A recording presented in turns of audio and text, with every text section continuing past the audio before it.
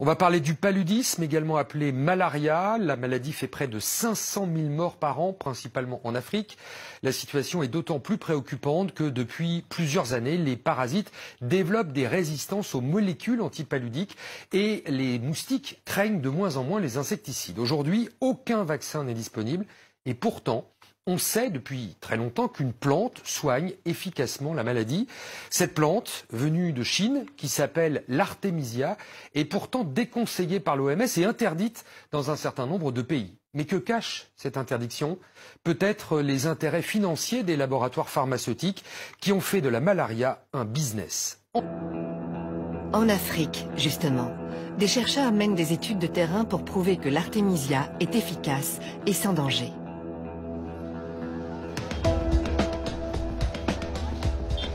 Nous sommes à Kindu, sur le fleuve Congo, dans la province du Maniema.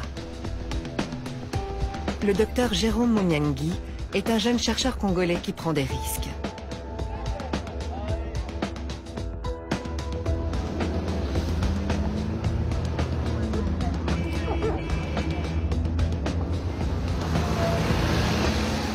Après 3 heures de piste, le docteur Munyangi est accueilli comme l'enfant prodige dans son village natal. Artémisia!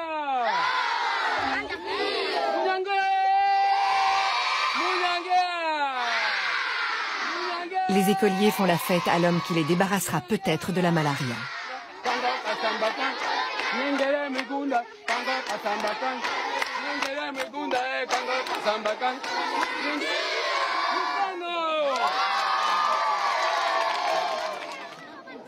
Le parcours du docteur Jérôme Munyangi est emblématique des difficultés rencontrées par les Africains qui défendent une médecine adaptée aux conditions du continent. Mon premier contact avec l'artémisia, suite à une crise de paludisme que je fais à Kinshasa. C'était un paludisme résistant, parce que j'avais déjà pris des antipaludéens, ça ne marchait pas.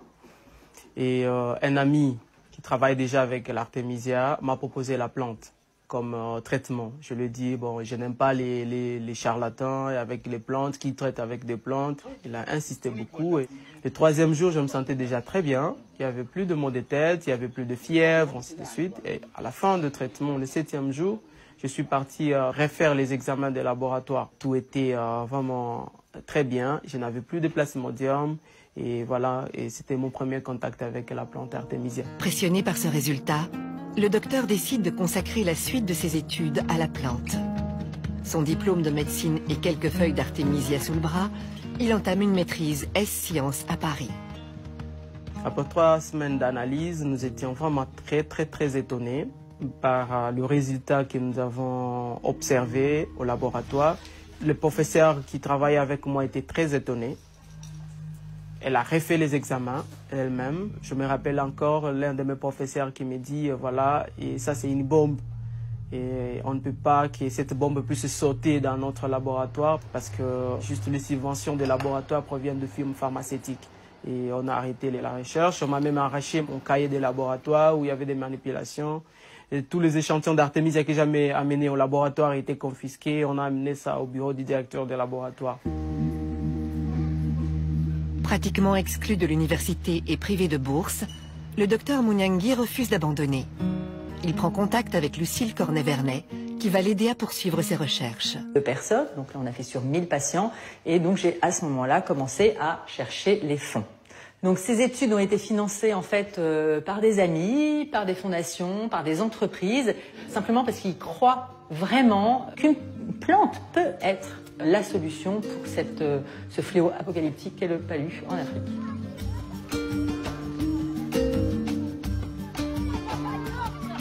Une fois le financement acquis, le docteur débute l'étude au Maniema.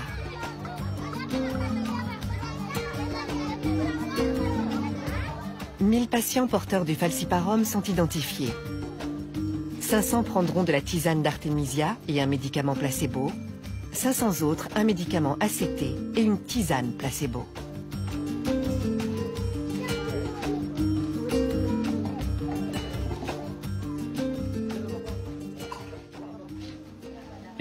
Et la tisane, les deux avaient un bon résultat clinique.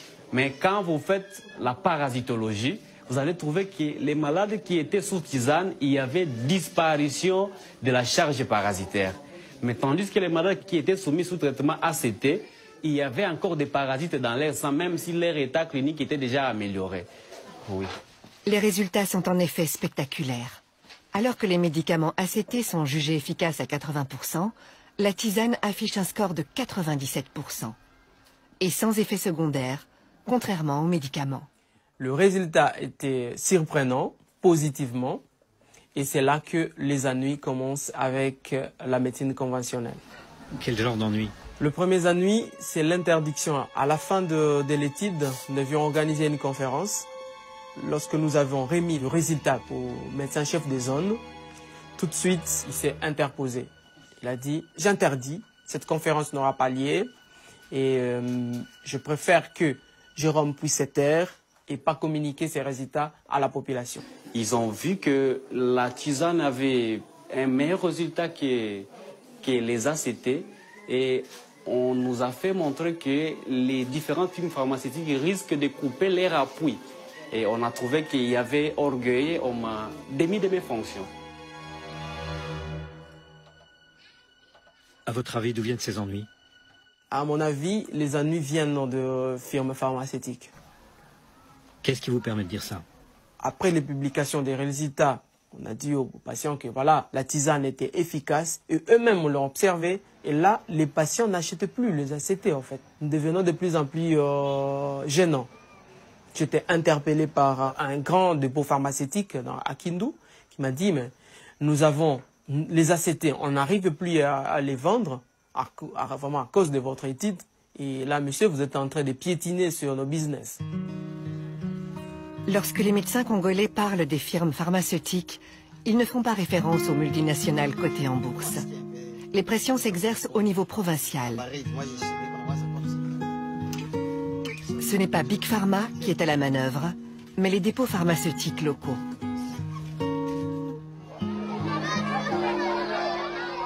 Après l'étude, les villageois adoptent la tisane dont ils ont été les cobayes.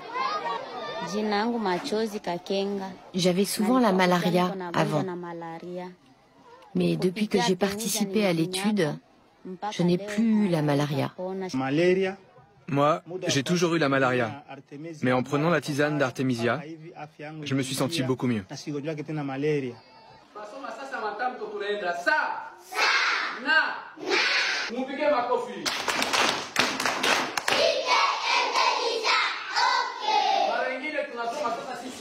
En 2016, à l'école du village, une autre expérience a été menée pendant 6 mois. Les enfants boivent la tisane d'Artemisia 2 fois par semaine, à titre préventif. Aucun écolier n'a attrapé la malaria durant cette période. Pour qu'elle soit validée, il faudrait étendre la recherche à des milliers d'écoliers. Nous avons remarqué que la prise de l'Artemisia a diminué l'absentéisme, même les absences étaient terminées. Le docteur Munyangi a profité de l'étude pour en mener une autre. Les patients sous tisane étaient en fait répartis en 2 sous-groupes. 250 prenaient de l'Artemisia annua et les autres de l'Artemisia afra, l'espèce africaine. Celle-ci ne contient pas d'artémisinine, qui est censée être le principe actif anti-malaria. Les résultats s'avèrent parfaitement identiques dans les 2 sous-groupes. L'étude du docteur Munyangi est achevée depuis 2015. Pour avoir un impact sur la communauté scientifique, il faut qu'elle soit publiée dans un journal médical de référence. Or, les responsables éditoriaux sont méfiants à l'égard des remèdes à base de plantes. Nous avons contacté la Fédération internationale des fabricants de médicaments pour lui demander sa position sur l'Artemisia. Réponse: Nous ne sommes malheureusement pas en mesure d'intervenir dans votre documentaire. Nous n'avons pas trouvé d'experts disponibles pour témoigner sur ce sujet. La santé. Elle l'est aussi pour l'emploi. Ce sont des dizaines d'hommes et de femmes qui ont trouvé du travail dans un nouveau secteur.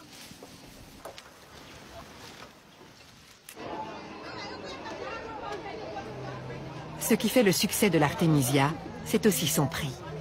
Environ 5 fois moins cher que les médicaments recommandés. On en trouve déjà sur certains marchés. Avant, on achetait des médicaments de la pharmacie. Ça coûtait très cher. Et puis quand tu avais le palais, quand tu buvais ça, ça ne te guérissait pas tellement là. Mais avec la venue de la tisane c'est moins cher et puis ça guérit vite. Je vous dirai tout de suite que moi-même, j'utilise cette plante en famille, depuis des années déjà. Ça, c'est du point de vue personnel. Je l'ai conseillé à des collègues, des scientifiques, qui l'utilisent. Le professeur Diallo étudie l'artémisia depuis une dizaine d'années dans son laboratoire de bactériologie-virologie à l'université de Dakar. Depuis un certain moment, nous travaillons pour voir l'activité de l'artémisia afra et nous pensons que c'est une piste qui est assez prometteuse. L'Afrique a besoin des insoumis, les insoumis de la recherche. Ce qui me passionne dans tout ça, c'est de ne pas voir mes frères africains décédés de pathologies qui peuvent trouver des solutions, que d'attendre toujours que les médicaments soient fabriqués en Europe et que les médicaments viennent de l'Inde. Nous pouvons nous-mêmes, ici sur place, trouver des solutions, guérir nos frères avec des plantes qui peuvent être cultivées sur place. Si la tisane d'artémisia s'avère être l'ultime remède contre la malaria, on se demandera sans doute pourquoi tout ce temps perdu, toutes ces victimes, tout ce business.